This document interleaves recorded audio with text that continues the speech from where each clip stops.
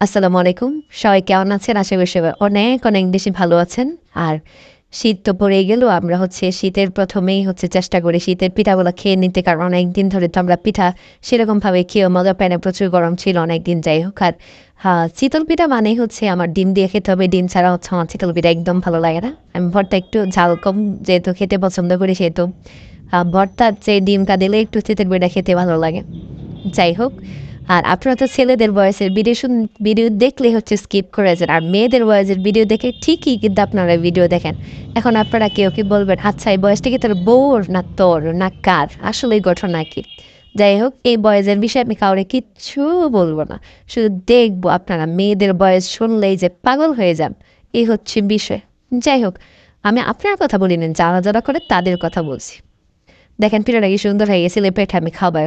সবাইকে অসংখ্য ধন্যবাদ। আসসালামু আলাইকুম।